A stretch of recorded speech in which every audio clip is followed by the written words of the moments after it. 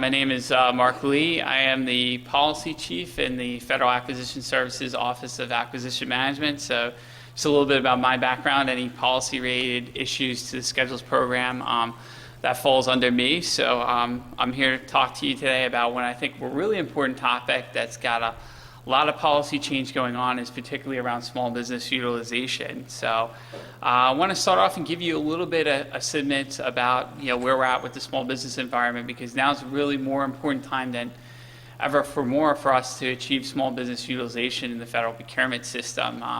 We know that we're facing roughly about an 8% unemployment rate in this country, and the government does have a policy to utilize small businesses to spur economic growth, and we do spend $530 billion through the acquisition system. So that's quite an amount of dollars that we can help grow our economy and grow small businesses. So within the Schedules program, I think we have one of the best programs in the federal government in terms of small business utilization. We have about 15,000 vendors that are small businesses, so that's about 80% of the vendors of the Schedules program are small businesses. Over $13 billion annually go to small businesses directly through the Schedules program, so that's about 35% of the dollars. So if you look at our government-wide goal, which is about 23% of dollars going to small businesses, that's 12% higher than the government goal. And then recently, actually in GSA in my office, we pulled some data on small business utilization, said, how do agencies out there compare using the Schedules versus them achieving their overall small business goals? And generally, the agencies that use Schedules did a lot better in terms of achieving their small business utilization. So we looked at 24 of the CFO Act agencies out there, and we noticed that trend. So today, that's really a good plug to see that using Schedules can really help you meet your small business goals.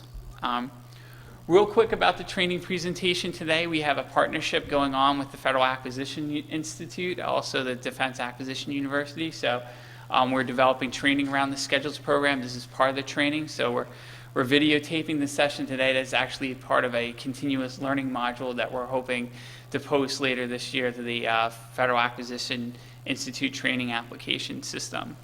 Real quickly, we kind of broke this down to three main topical areas, sort of the learning objectives for our session today. We're going to give you an overview of the socioeconomic programs, talk a little bit about that in the context of the Schedules program. We're going to talk about the importance of how to identify small businesses when you're doing your market research, when you're in your acquisition planning stage. And then we're going to talk about how you take that, translate that market research, that acquisition planning into a solid acquisition strategy, and how you can achieve small business utilization under the Schedules. So those are some of our main learning objectives for today. So let's dive into this and kind of give you an overview of socioeconomic programs and how does that relate to the GSA Multiple Award Schedules program. So one of the things that's unique about the Schedules program is if you look at the Federal Acquisition Regulation, Part 19 primarily sets out our small business policies in terms of government contracting. So we apply Part 19 at the contract level when we establish the GSA schedule contract. So we apply that. We do a set-aside analysis up front of whether we should set aside a piece of the schedule, which it's divided up in special item numbers or the entire schedule. And generally, we haven't applied any of the guidance in 19 at the order level. Recently this year, we enacted a law that passed in 2010. It's called the Small Business Jobs Act, and it had a provision called Section 1331. And that led to an interim FAR case, and for those that don't know, that's the Federal Acquisition Regulation, and it was basically an immediate policy change that allowed discretionary authority for set-asides. And this was the first time this was enacted, and for those 1102s in the room, it actually happened on 1102 day.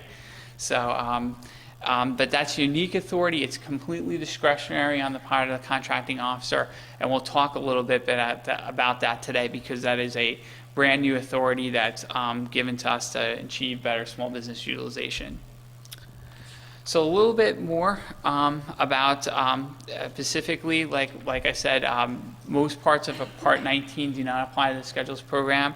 Contract bundling requirements do apply, so that's one of the things that we bring into 19 into 8.4 in the Schedules, that you shouldn't be bundling contract actions.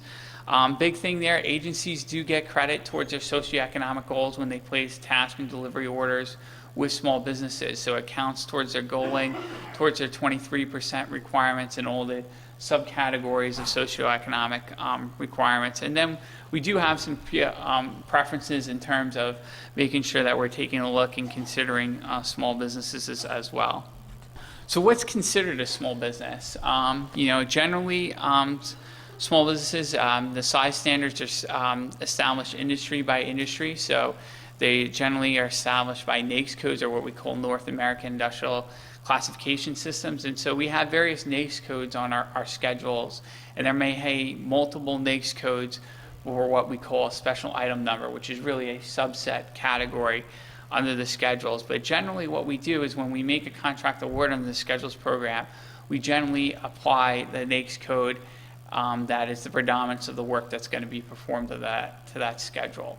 And generally that follows any task or delivery orders that are issued under the contract. When a customer agency places an order against the schedule, they follow the size standard generally that was placed with the contract award.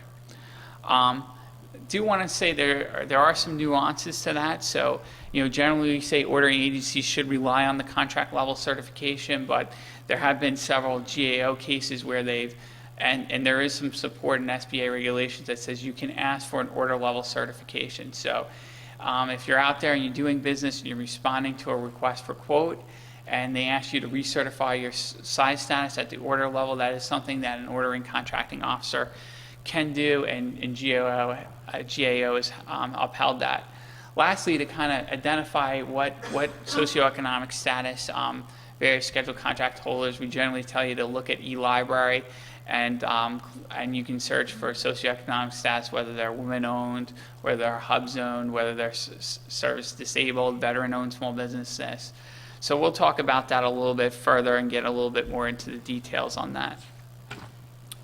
So like I said, in terms of credit, generally, agencies, when they place orders against the schedule, they receive the credit towards their prime small business goals. So that gets reported in terms of their annually reporting to GSA. There's a wealth of information on GSA Advantage, eLibrary, and that's really going to be some of the primary tools that we'll go through today to see how to identify what small businesses can achieve opportunities, and where can I see whether I can potentially use set-asides and some of the other tools available. So like I was talking about earlier before, we apply the requirements of FAR Part 19 at the contract level. So we do a set-aside analysis when we establish the schedules. And so in some cases, we've set aside an entire schedule. So one is our temporary administrative staffing schedule. We've 100% set aside that for small businesses. So we only have small businesses under that schedule. We also do that analysis for every special item number that we establish under the GSA schedule. So there's some special item numbers that are only available for small businesses on there. So we have approximately 150 set-aside SINs. And I do want to make a little plug for the link there below. One of the things we're doing with our training initiative and FAST is using Web 2.0 technology and social media to more timely give you information about policy changes happening in the schedules program. So we do have a blog article up there. We have our blog. It's on interact.gsa.gov, and it's the multiple award schedules group. And there's an article there that talks about our set-aside SIN. So if you want to learn a little bit more about that, I'd say register for our blog. We're up to nearly 4,000 subscribers. We post things every week.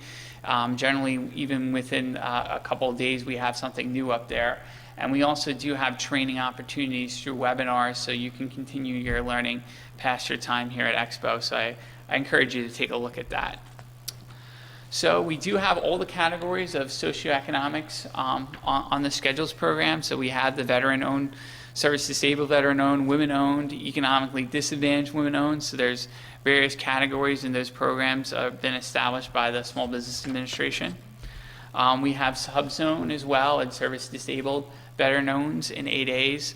I do want to point out something about the 8A program. A while ago, SBA did have a goal and goals for the 8A program. No longer do they have specific goals for the 8A program. So the 8A program certainly still exists. It is a program where the government contracts with the Small Business Administration, but the agencies out there don't have any specific goals, like a 5% requirement to do contracting with 8A. So any orders placed with 8A, it goes to their small disadvantaged business credit goaling. So I just want to clear that up because some people are a little confused on the goaling credit for 8As.